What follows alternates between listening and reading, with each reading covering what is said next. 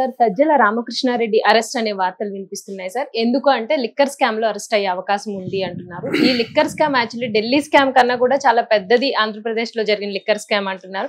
అసలు ఆ liquor scam వ్యవహారం ఏంటి సార్? అందులో రామకృష్ణారెడ్డి అరెస్ట్ అయ్యే అవకాశం ఎంతవరకు ఉంది?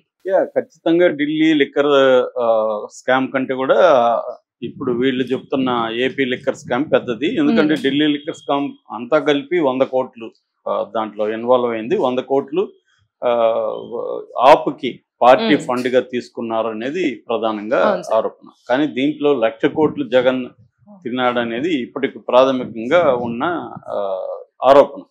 అంటే సంవత్సరానికి 25,000 కోట్ల పైన దాంట్లో మిస్యూజ్ అయిందని. ఇది యాక్చువల్ గా గతంలో పురంధేశ్వరే దీని మీద హోంశాఖకు కూడా డీటెయిల్ గా ఫైల్ సబ్మిట్ చేసింది. ఆమె గ్రౌండ్ వర్క్ కూడా తనే సొంతంగా కొన్ని బ్రాందీ షాపులకి వెళ్ళి, వైన్ షాపులకి వెళ్ళి ఆమె పరిశీలించి ఇవన్నీ చేసి ఆమె డీటెయిల్ గా పెట్టింది. సో దాని తర్వాత అంటే ఆమె చెప్పింది ఏంటంటే ఇది మొత్తం గవర్నమెంట్ ఆధ్వర్యంలో నడిచే లిక్కర్ షాపు పాలసీ. ఢిల్లీలో రివర్స్. ఢిల్లీలో ఏంటంటే గవర్నమెంట్ లిక్కర్ షాపుల్ని రద్దు చేసి ప్రైవేట్ వాళ్ళకి ఇవ్వడం, ఆ ప్రైవేట్ వాళ్ళ దగ్గర నుంచి ముడుపులు తీసుకోవడం. అందులో కింగ్ అనవద్దు, క్వీన్ పిన్ అనొచ్చు ఈ మన కవిత. ఇక్కడేమో రివర్స్, ప్రైవేట్ గా ఉన్న వాటిని గవర్నమెంట్ దీంట్లో ఆధ్వర్యంలోకి నడపడం. దాంట్లో ఏంటంటే లావాదేవీలు అన్నీ కూడా క్యాష్ రూపంలోనే నడపడం. మామూలుగా ఇవాళ కొబ్బరికాయల దగ్గర నుంచి, కూరగాయల దగ్గర నుంచి చివరికి భిక్షగాళ్ళు కూడా యూపీఐ ద్వారానే చేస్తున్నారు. అట్లాంటిది జగన్ మాత్రం దాన్ని డీటెయిల్లో లేకుండా ఇది క్యాష్ పెట్టాడు, దీంట్లో అవినీతి కోసమే ఇలా పెట్టాడు అనేది ఆమె ఆరోపణ. దాన్ని వీళ్ళు ఒప్పుకోవట్లేదు, అది వేరే విషయం. ఏదేమైనా అది కోర్టులో తేలాల్సింది. అయితే దీని మీద చంద్రబాబు వచ్చిన తర్వాత ఏపీసీఐడికి కేసు అప్పగించారు. ఏపీసీఐడి కేసు పెట్టింది. అయితే ఏపీసీఐడి అనుకున్నంత వేగంగా గాను ఎఫిషియెంట్గా కానీ ముందుకు పోవట్లేదు అని చెప్పి దీని మీద ఒక సిట్ చంద్రబాబు ప్రభుత్వం వేసింది. ఇప్పుడు ఈ రోజు మార్నింగ్ నుంచి లేదా నిన్న నైట్ నుంచి ఒక వార్త బయటకు వచ్చింది. అదేంటంటే సజ్జల రామకృష్ణారెడ్డి ఇప్పుడు అరెస్ట్ అవ్వబోతున్నాడు ఈ కేసులో అని ఒక వార్త బయటకు వచ్చింది. ఆల్రెడీ చాలా మంది పేర్లు కూడా పెట్టారు.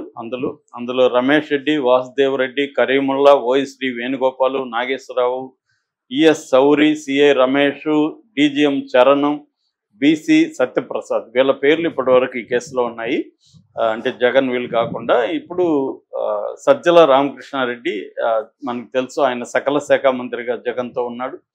సో ఆయన కూడా ఇప్పుడు ఇన్వాల్వ్ అయినట్టుగా వచ్చింది. కొత్తగా ఏమొచ్చిందంటే ఆడిట్ రిపోర్ట్ వచ్చింది. ఎక్సైజ్ శాఖకు సంబంధించి ఆడిట్ రిపోర్టు.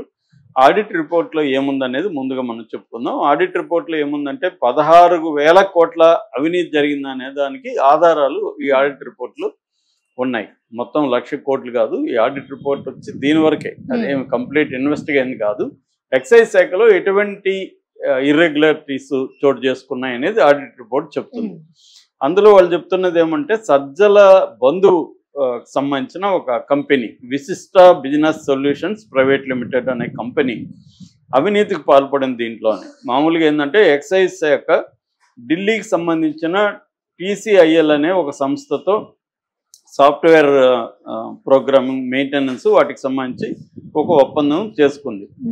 అక్కడ టీసీఎల్ నుంచి సబ్ కాంట్రాక్టు ఈ విశిష్ట బిజినెస్ ప్రైవేట్ లిమిటెడ్ వాళ్ళు చేసుకున్నారు సబ్ కాంట్రాక్ట్గా.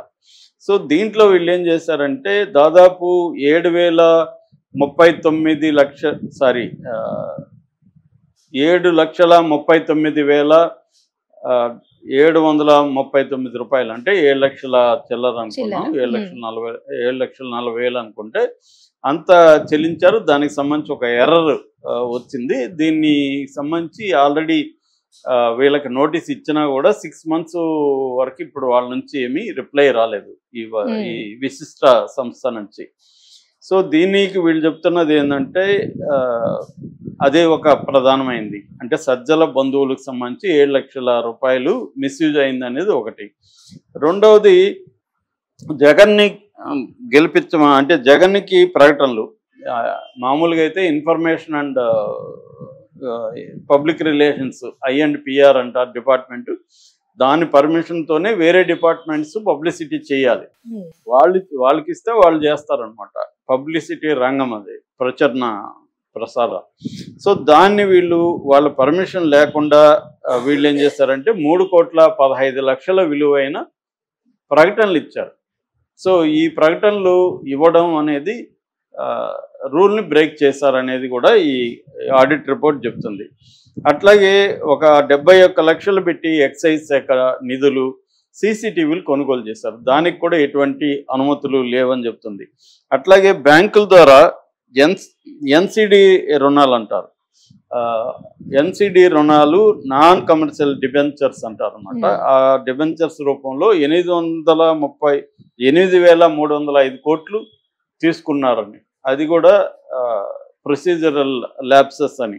అట్లాగే 2022-23కి 1,500 కోట్లు ఇతర పనులకు అని చేసుకున్నారు, అది కూడా స్పెసిఫిక్గా లేదు. అంటే ఇక్కడంతా ఏంటంటే ఆర్థిక పరమైన లావాదేవీల్లో ఎటువంటి ఇర్రెగ్యులారిటీస్ ఉన్నాయనేది ఈ ఆడిట్ రిపోర్ట్ చెప్పిందనమాట. ఓవరాల్గా 16,000 కోట్ల అవినీతి జరిగినట్టుగా ఈ రిపోర్ట్లో తేలింది. ఇది ఏంటంటే నిధులు శాఖ మళ్ళాయని, ఈ శాఖ నుంచి వేరే వాటికి నిధులు మళ్ళాయి అనేది ఆడిట్ రిపోర్ట్. ఇది ఇప్పుడు సిట్కి గవర్నమెంట్కి సబ్మిట్ చేశారు. సీఎంకి వెళ్ళింది. సీఎంకి వెళ్ళిందంటే ఇప్పుడు సిట్ ఇది ఒక ఆయుధం అన్నట్టు. సిట్ విచారణ ఇంకా స్టార్ట్ అయింది మొన్ననే, ఇంకా కంప్లీట్ కాలే. ఈ లోపల ఏంటంటే ఈ ఆడిట్ నివేదిక అనేది జగన్ టైంలో ఎక్సైజ్ శాఖలో ఎటువంటి ఇర్రెగ్యులారిటీస్ చోటు చేసుకున్నాయి అనేది ఈ ఆడిట్ రిపోర్ట్ ఇప్పుడు చెప్పింది. ఇది ఒక రకంగా జగన్కి నష్టము. ఎందుకంటే సిట్కి ఒక బలమైన రిసోర్సు ఆధారం దొరికింది. ఎందుకంటే ఆడిట్ అనేది డీటెయిల్గా చేసేవాళ్ళు ప్రతి శాఖల్లో కూడా ఆడిటింగ్ జరుగుతాయి. ఆ శాఖల్లో ఎటువంటి ఇర్రెగ్యులారిటీస్ కావచ్చు, లేకపోతే కరప్షనల్ ప్రాక్టీసెస్ కావచ్చు, ఇవన్నీ ఏమేమి జరిగాయి అనేది చెప్తుంది. అలాగా ఇప్పుడు ఈ ఆడిట్ రిపోర్టు ఇప్పుడు బయటికి మీడియాకి లీక్ అయింది. సో మీడియాకి లీక్ అయిందంటేనే, అంటే నేను చాలాసార్లు చెప్తుంటాను, ఎప్పుడైనా కూడా కేసులు అధికారంలో ఉన్న పార్టీ ప్రతిపక్ష పార్టీ మీద కేసులు ఎందుకు పెడుతుందంటే పబ్లిక్ ఒపీనియన్ని తమకు అనుకూలంగాను ప్రతిపక్షాలకు వ్యతిరేకంగాను మార్చడానికి, పొలిటికల్గా దాన్ని ఉపయోగించుకోవడానికి పెడతాయి.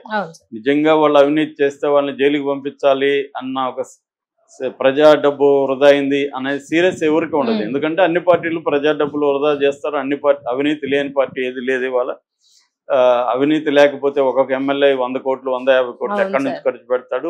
పొలిటికల్ పార్టీ వీళ్ళ ఒకవేళ మొత్తంగా ఓవరాల్గా 2,000 నుంచి 5,000 కోట్లు ఇవాళ స్టేట్ పొలిటికల్ పార్టీలు ఖర్చు పెడుతున్నాం అంటే ఎక్కడి నుంచి వస్తుంది? అట్లాగే కంపెనీలు బాండ్ల రూపంలో ఇంకో రూపంలో వీళ్ళకి ఫండ్ ఎందుకు ఇస్తున్నారు? ఇవన్నీ కూడా అందరికీ తెలిసిందే.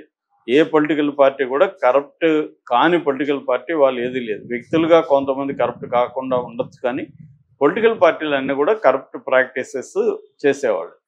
మనకు తెలిసి ఇక్కడైతే ఏ వ్యక్తులు కూడా ఎవరు కరప్ట్ కాని వాళ్ళు ఎవరు కనబడలేదు. అందరూ కరప్షన్లో ఉన్న వాళ్ళే. డిగ్రీస్ మాత్రమే తేడా ఉంటాయి. అతను 100 కోట్లు తింటే ఇతను 50 కోట్లు తిన్నాడు, 70 కోట్లు తిన్నాడు. వీళ్ళు ఎవరైనా మాట్లాడేవాళ్ళు ఇప్పుడు జగన్ తరఫున మాట్లాడి చంద్రబాబు కరప్ట్ అంటే మనం అడిగాం అనుకో, జగన్ చేయలేదంటే జగన్ ఇంత చేయలేదు సార్ అంటారు. అంత తప్ప అసలే జగన్ చేయలేడు అంటారు. అదే మాట వీళ్ళు కూడా అంతే, జగన్ లాగా చంద్రబాబు ఎప్పుడు అంత తినలేదు సార్ అనే మాట తప్ప అసలు జగన్ చంద్రబాబు నాన్ కరప్ట్ అని చంద్రబాబును సపోర్ట్ చేసేవాళ్ళు కూడా చెప్పరు. అలాగే ఎవరైనా కూడా ఇక్కడ.